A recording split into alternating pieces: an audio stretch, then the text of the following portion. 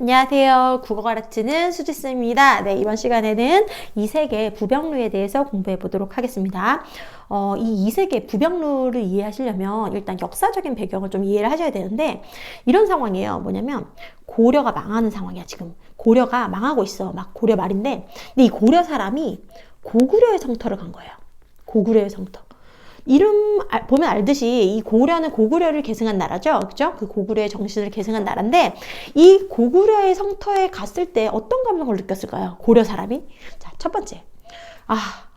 고구려도 망했는데, 고려도 이제 이렇게 망해가는구나. 지금 이 시대가 고려 말이었어요. 그래서 이 고려가 막 이 원나라 침받고 막 무신내 난 이런 것 때문에 굉장히 막, 혼란스러웠던 상황이란 말이야. 이제 거의 망하기 일보 직전의 상황이었어. 그러면, 고구려도 망했는데, 이 고려도 이렇게 망해가는구나, 라는 느낌을 가졌을 거예요. 그래서 고려가 망하는 것에 대한 슬픔을 느꼈을 거라고. 그쵸?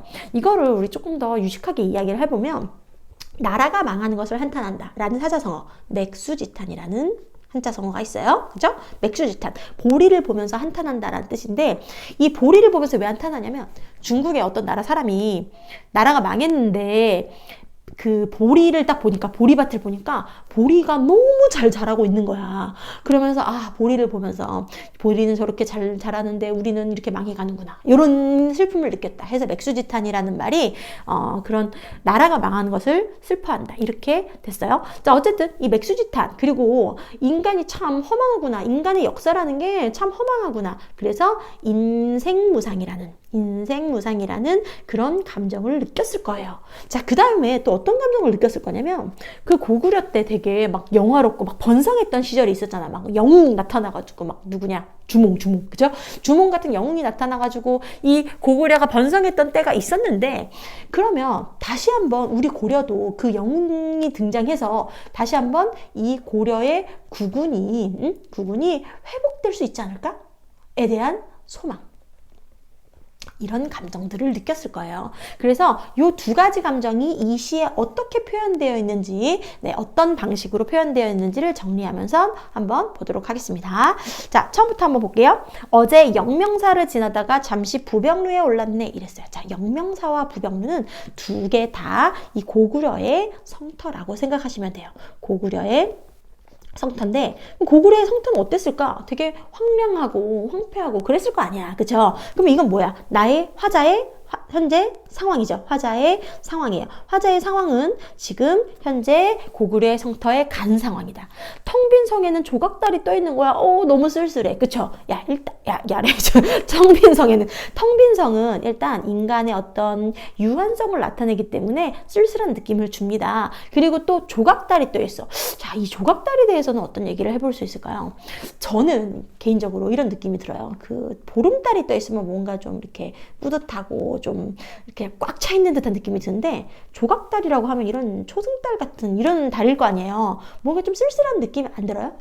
그래서 이 조각달에 대한 느낌은 일단 쓸쓸한 이미지, 그죠? 보름달에 비해서 쓸쓸한 이미지일 수도 있고, 이렇게도 이해할 수가 있어요. 뭐냐면, 이 성은 옛날에는 영화로웠는데 지금 이렇게 텅 비었는데, 조각달은 옛날에도 떠 있었는데 지금도 떠 있구나, 이렇게 이해할 수도 있잖아요. 그쵸? 그럼 두 번째를 이해한다면, 조각달이 떠 있는 것은 옛날에도 있었는데 지금도 있다. 근데 텅 빈 성은 옛날에는 영화로웠는데 지금은 이렇게 텅 비었어. 그러면 이 조각달은 옛날과 똑같구나, 자연이 어떻구나, 영원하구나, 이거 영원하다고.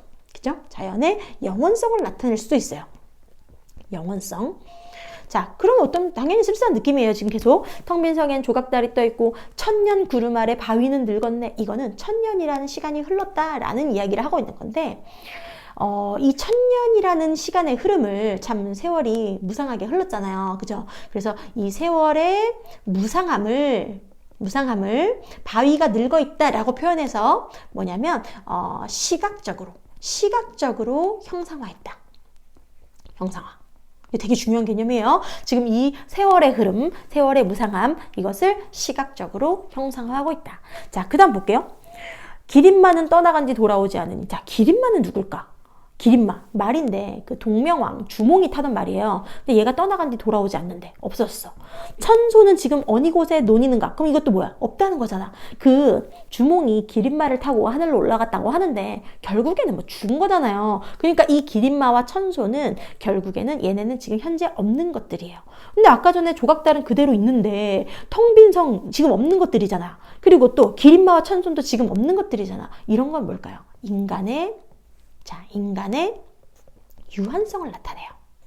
왜? 없으니까. 그죠? 그래서 지금 기린마는 떠나간 뒤 돌아오지 않으니 천소는 지금 어느 곳에 논이는가. 자, 그러면 얘네들은 지금 없으니까 인간의 유한성을 의미한다고 볼 수도 있고, 또 이 기린마와 천소는 어디 갔어? 라는 거는 이런 영웅이 이 천손, 이 동명왕과 같은 영웅이 등장해서 다시 한번 이 고려를 되살려주기를, 고려의 국운이 뭐하기를, 회복되기를 소망하는 걸로 볼 수도 있는 거죠. 자, 그래서 기린마는 떠나간 뒤 돌아오지 않으니 천소는 지금 어느 곳에 논이는가 하고 생각했어. 돌다리에 기대어서 휘파람을 보노라니. 당연히 쓸쓸한 이미지요. 그죠? 기쁨의 휘파람이 아니겠죠. 쓸쓸한 이미지예요. 휘파람을 보노라니 산은 오늘도 푸르고 강은 절로 흐르네. 자, 보세요. 이 휘파람은 당연히 쓸쓸한 이미지고 무슨 각적 이미지예요? 청각적 이미지예요. 자, 감각적 이미지를 조금 보자면 부병루에 올랐는데 텅 빈 성에 조각달이 떠 있고 천년 구름 아래 바위는 늙었는 거, 이거 다 시각적 이미지죠. 그쵸? 그리고 또 돌다리에 기대어 휘파람을 보는, 이건 청각적 이미지예요. 산은 오늘도 푸르고 강은 절로 흐르네, 이것도 무슨 각적 이미지죠? 시각적 이미지죠. 그러면 문제 이런 말이 나올 수 있겠지. 감각적 이미지를 통해서. 그쵸? 감각적 이미지를 활용해서 화자의 정서를, 그죠? 화자의 정서를 효과적으로 제시하고 있다. 이렇게 이야기할 수 있는 거예요. 자, 그리고 또 진짜 중요한 거. 이 시의 핵심 포인트 뭐냐면, 휘파람 불었을 때 쓰질했어. 근데 산은 어땠대? 오늘도 푸르고, 강은 어땠대? 흘렀대. 옛날에도 푸르렀고, 옛날에도 흘렀던 그 산과 강이 지금도 오늘도 푸르고 절로 흐른다는 거예요. 자, 이 시의 가장 중요한 게 뭐냐면, 가장 중요한 건 뭐냐면, 이거 다 지울게요. 가장 중요한 것은 바로 이거예요. 뭐냐면, 자연과 인간을 뭐했다? 대조했다. 이 자연은 어때요? 영원해. 변함이 없어. 그런데 인간은 변함이 없다고. 근데 인간은 어때요? 되게 유한해. 그리고 변해. 그렇죠? 그래서 이 참 무상감을 느낀단 말이에요. 그렇죠? 인간의 유한성에 대해서. 그럼 자, 보세요. 자연의 영원성을 나타내는 말들을 좀 다 찾아볼까요? 일단 제일 이렇게 쉽게 볼 수 있는 게 바로 이 산과 강이겠죠. 산, 강. 그리고 아까 전에 한 개를 더하자면 이거 얘기했잖아. 조각달 옛날에도 그대로 떠 있었는데 지금은 아니구나. 그죠? 그리고 자, 그럼 인간의 유한성을 나타내는 거. 일단 텅 빈 성. 쓸쓸하잖아. 그죠? 텅 빈 성. 그리고 또 뭐 있었죠? 기린마. 그리고 천손. 얘들 다 없잖아, 지금. 그죠? 그러니까 인간의 유한성을 나타내고 있다. 이게 제일 중요한 거. 이 시의 핵심 포인트 바로 이거예요. 자연과 인간을 뭐 했다? 대비했다. 대조했다. 왜? 자연은 영원한데 인간은 유한하니까. 그러면 무슨 말을 하고 싶은 거야? 자연이 영원해서 막 자연을 예찬하고 싶은 거예요? 아니에요. 뭐예요? 인간의 유한성, 이 인생무상이라는 감정, 나라가 망하는 것에 대한 슬픔, 요거를 뭐 하기 위해서? 부각하기 위해서. 그죠? 얘네들을 부각하기 위해서. 자, 그럼 다시 한 번만. 제가 빠뜨린 게 있나? 응? 한번 볼게요. 어제 영명사를 지나다가 잠시 부병루에 올랐네. 이거 좀 다 지울게요. 자, 어제 영명사를 지나다가 부병루에 올랐네. 이거는 화자의 현재 상황이라 그랬죠. 화자의 현재 상황. 네. 그다음에 텅 빈 성에는 조각달이 떠 있고 천년 구름 아래 바위는 늙어 있어. 이건 화자가 본 것이에요. 시각적 이미지로 제시했어요. 여기서 텅 빈 성은 아까 인간의 유한성을 나타내고, 조각달은 쓸쓸한 이미지도 나타내지만 자연의 영원함을 나타내기도 한다 그랬죠. 천년 구름 아래 바위는 늙어 있어 라고 얘기하는 거. 여기는 뭐라고요? 이거는 시각적 이미지로 이 세월의 무상함, 그죠? 이 시간의 흐름을 형상화하고 있다. 자, 그 다음에 기린마는 떠나간 뒤 돌아오지 않은, 이건 얘가 본 거예요. 지금 여기까지는 얘가 본 거야. 여기까지는 얘가 본 거잖아. 근데 여기서 갑자기 기린마를 떠올렸어. 화자의 뭐예요? 생각이란 말이에요. 갑자기 이 지난 역사, 그 기린마와 천손에 대한 역사를 떠올렸어. 그러면 이제 화자의 정서에 대해서 얘기하죠. 자, 기린마는 떠나간 뒤 돌아오지 않으니 천소는 지금 어느 곳에 노리는가? 이거 두 가지 감정이라 그랬어요. 하나는 쓸쓸하다, 인생 무상하다, 그죠? 인간의 유한성을 나타내기도 하지만 두 번째는 뭘 나타낸다 그랬지? 이 동명원 같은 영웅이 출연하기를 바란다. 그래서 다시 한번 고려가 번성하기를 바란다. 됐죠? 그리고 돌다리에 기대어서 휘파람 불러 되게 쓸쓸해. 그죠? 청각적 이미지를 나타냈고, 산은 오늘도 푸르고 강은 절로 흐르네서 산과 강은 자연의 영원성을 나타낸다 그랬어요. 제가 이렇게 1, 2, 3, 4 연까지, 연이 아니라 행까지, 그리고 이렇게 4, 5, 6, 7, 8 행까지 이렇게 나눈 이유는 뭐냐면, 얘가 지금 간 것, 지금 화자의 상황이나 얘가 본 거란 말이에요. 배경을 나타내고 있죠? 그죠? 그럼 이 상황과 배경을 나타내고, 여기 뒤에서는 기린마를 떠올렸고, 선손을 떠올렸고, 그리고 참 쓸쓸함을 느꼈고, 그리고 산과 강을 보면서 인간 역사가 참 무상하구나 라는 감정을 느꼈어요. 그죠? 정서를 나타냈다고.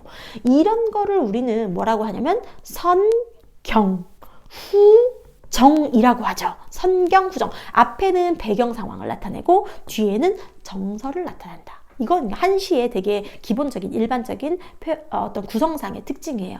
자, 그러면 이제 다시 한번 정리해 볼게요.